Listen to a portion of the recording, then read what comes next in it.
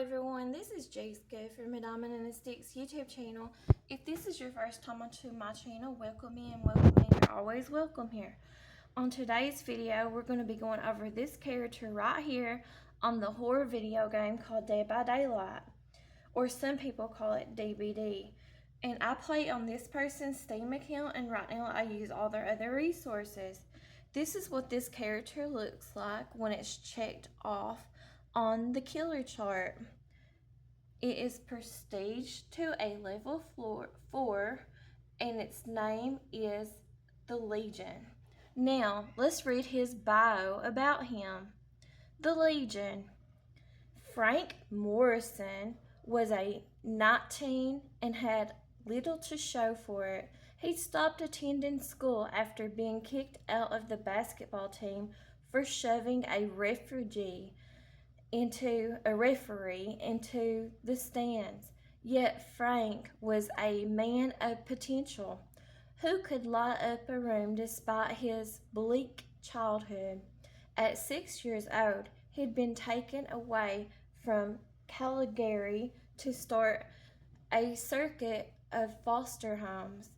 No matter how many times he'd lashed out, threw tantrums, and got into fights, they'd kept moving him to new, unfamiliar houses. His last move had been 3 years prior when his last foster dad, Clive Andrews, had picked him up from the adoption center. They'd been on the road for 7 hours before reaching a small bungalow in Ormond. It would be the longest time they'd spend together. Clive was too busy trading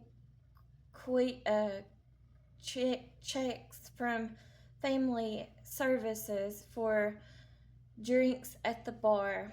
Ormond was a small, stale place, a remote town of 6,000 inhabitants, where gray winters drag on for most of the year. Frank did not everything he could to get into another adopted family, but he changed his mind when he caught the attention of a beautiful girl. Julie was a popular girl who was convinced that she deserved better than a life in Ormond, and Frank, as an outsider, was her ticket out.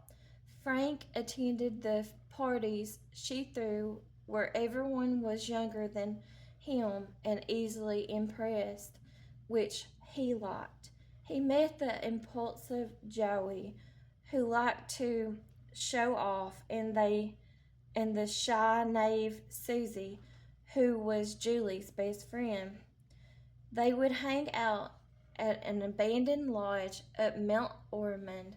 Their time together was the perfect break from the boring conformity of their small, insignificant everyday lives. Frank saw it as an opportunity to shape their lack of experience into something powerful. He lined up nights of debauchery and rampage, testing their limits. Bullying, vandalism, and theft were essentially their weekend plans. It came to a point where they would do anything he asked. Nothing was off limits when they put their mask on. One evening, Frank dared Joey to vandalize the store that had recently fired him. They snuck inside easily enough, as the building was supposed to be empty after closing hours, but a cleaner who was still there grabbed Julie as soon as she came near. Hearing her sniffled cries, a dark impulse took over Frank. He rushed to her aid, knife in hand, and without hesitating, planted the blade into the cleaner's back. As the group stared at Frank in shock, he ordered them to finish the job. Joey clenched his jaw, grabbed the knife, and stabbed the bleeding man in the ribs. Susie didn't want to do it. Frank shouted at her. They had to finish what they'd started. Julie closed her eyes and jabbed the knife into the man's chest. She handled the wet blade to Susie. They were all in this together now. Susie stared at Julie in disbelief as Frank grabbed her trembling hands, inserted the knife deep into the man's throat. Frank told them to move fast. They mopped the blood off the floor, stashed the body into the trunk of Joey's car, and drove up Mount Ormond.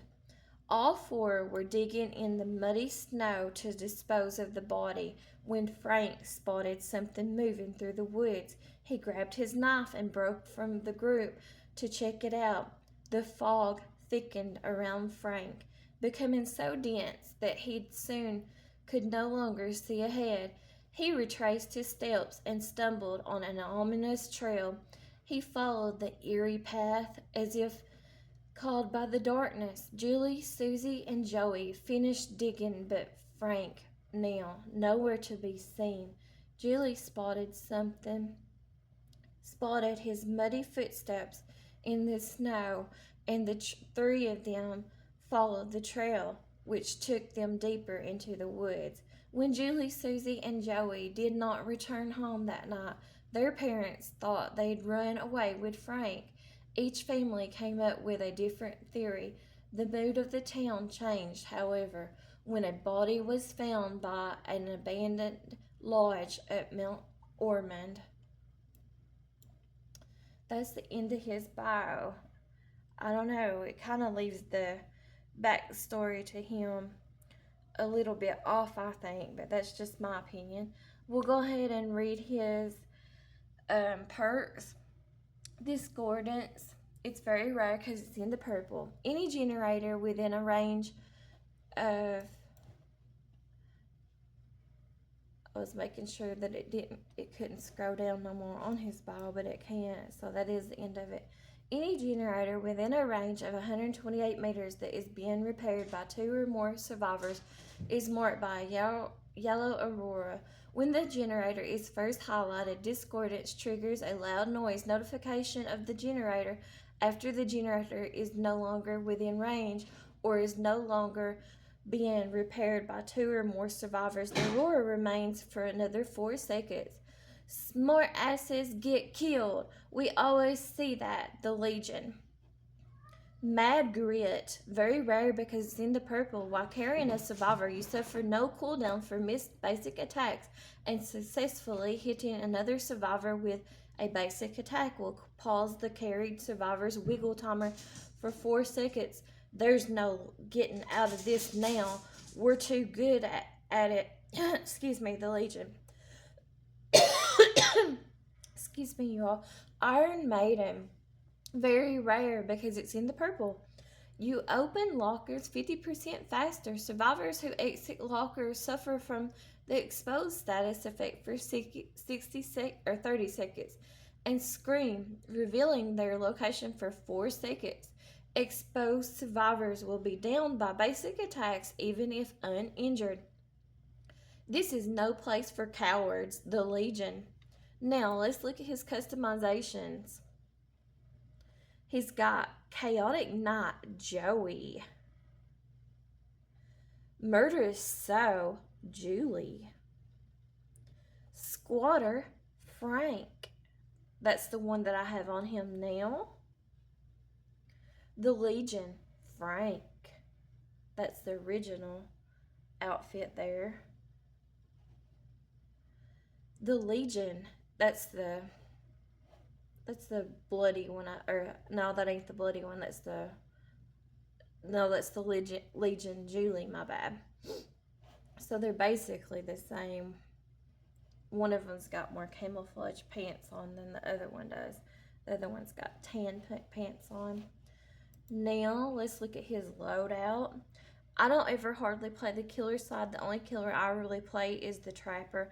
I played like the Legion one time and I didn't enjoy it. And I still don't enjoy the Legion. I don't enjoy playing against him. And I don't enjoy playing as him. And then there's the perks that this person who owns the account has whenever they play. But the only time they play is when they're streaming on Twitch. and they haven't streamed in months.